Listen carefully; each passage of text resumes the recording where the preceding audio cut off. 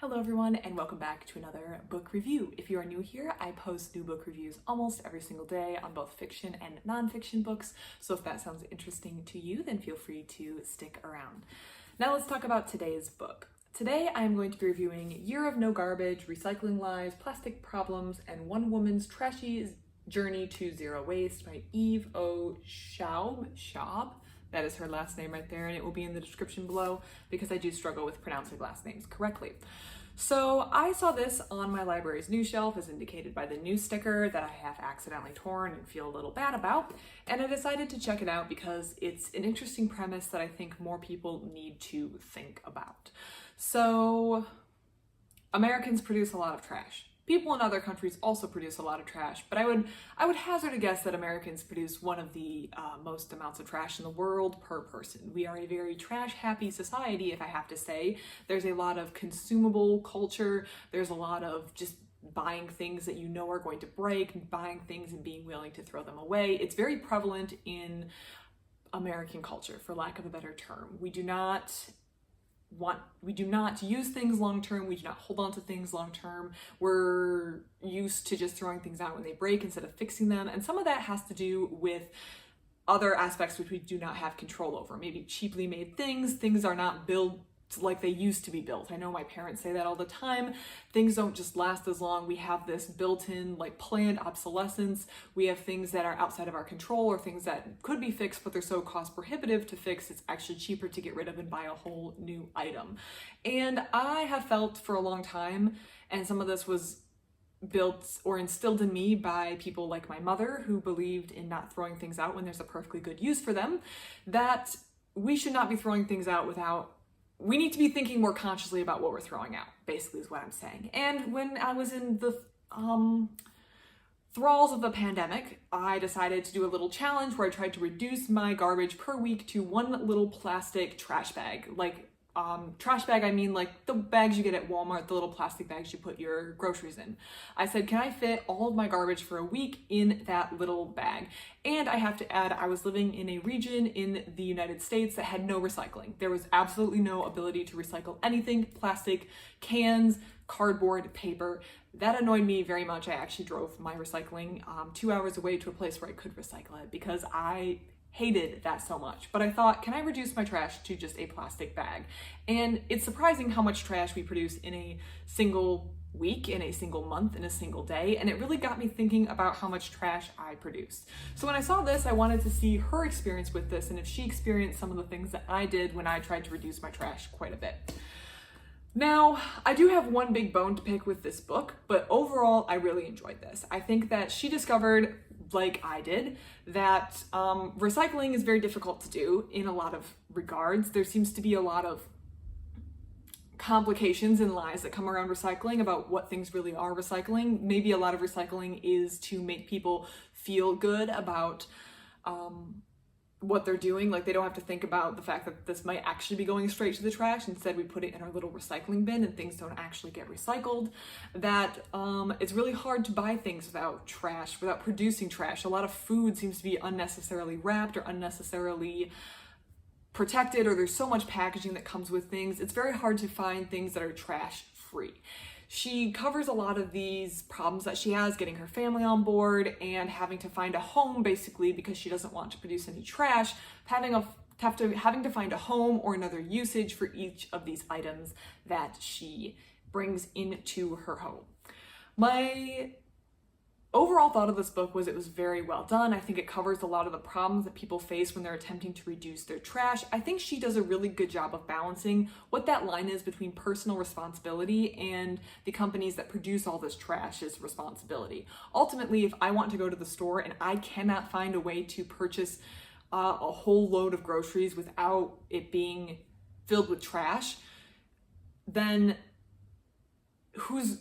how much do I have personal responsibility? But I also disagree with the people who say none of this is our personal responsibility. We live in a world where there's companies out there producing plastic every single day, so we shouldn't even try. I do think there is an element of personal responsibility that we can take into account, and I was hoping that the author wasn't going to fall too hard on either side, that it was all someone else's fault or that it was all our fault. I was hoping that she would walk that middle line of there are things we can do as a consumer, as an individual in our society to reduce the amount of trash we produce, while also saying some of this stuff is outside our fault. Sometimes we are lied to about what's recyclable. Sometimes we are doing things with the best of intentions only to have a bad actor behind the scene not act fully honestly, or sometimes there really are no good options. So overall, I think that the author did a really good job. My bone to pick with this book is the title. And I say this because the title is what's going to draw a lot of people in. I saw A Year of No Garbage and I was like, great, I can't wait to hear about how she is doing, how she's reducing the amount of garbage, how she's not being very wasteful, how little garbage she could produce. And really, the book honed in very quickly on plastic and how problematic plastic is, which I agree with. Plastic has done many good things, I would say. Like, there are uses for plastic, which she acknowledges, particularly in maybe the medical field, and it's very versatile, it's very cheap.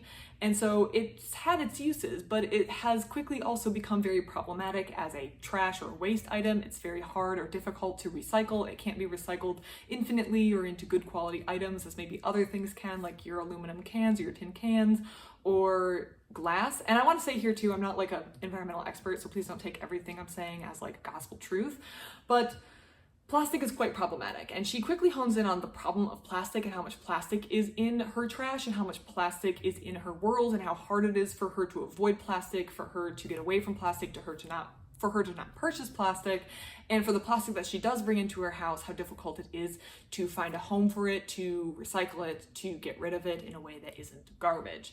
So I think the focus of this book really was about plastic and not necessarily garbage overall. The overall challenge she set for herself was garbage, and I feel like she selected the title of this book because it fit previous titles that she had done, where she did like A Year of No Sugar or something, and also like A Year of No Clutter. I think Year of No Sugar was her big one. Yeah, so she did 2 books, Year of No Sugar and another one, Year of No Clutter. So I think she was trying to keep the theme the same, but I would have been equally, if not more, interested in the book initially if I knew this was going to be about the problem plastic poses. And I feel like, although the bigger challenge was A Year of No Garbage, she really spent a lot of time discussing plastics, and the title of the book should have maybe reflected that just to be a little bit more accurate.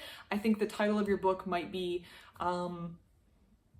helpful to draw in certain readers who maybe aren't as interested in a title like this. Or if I'm a consumer and I want to be reading about the problems plastic poses, this is not going to be the first book, if I see it, that I'm going to pull off the shelf of the library or a bookstore, because I might not know that this is heavily focused on the problem of plastic. I might think this is about environmental solutions or how she reused her t-shirt 47 ways instead of throwing it out, which are interesting to me. But maybe if I'm looking specifically for a book on plastic, which, to be honest, this book is a book specifically about the problems of plastic, I would not find or hit on or immediately recognize this book as such.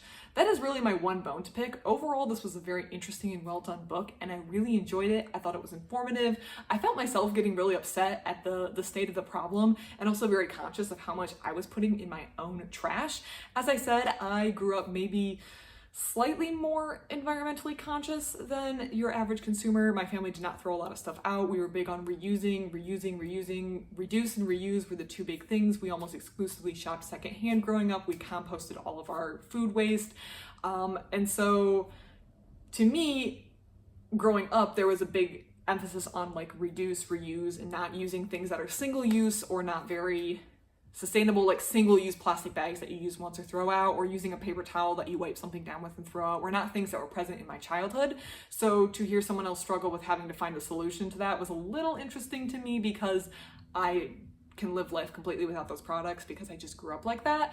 But I also was noticed that me myself, I'm not perfect, and I produce a big trash can full of trash, several bags every single month. So there's things I can be doing better too, while also recognizing the problem isn't entirely on me. There's also this whole system that is set up to sell me plastics, and plastics have been pushed on me in ways that I don't always get to choose.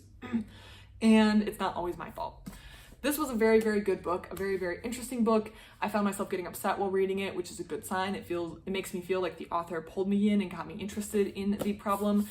And overall, I enjoyed it. So if you're looking to read about plastics, the problem of plastics, the way that plastics have been pervasive in our life, why we should be reducing our trash usage, the amount of trash that Americans produce, the ways that we are being lied to regarding recycling, this would be a very, very interesting, good book to read. Again, my only complaint is that the title should be a little different.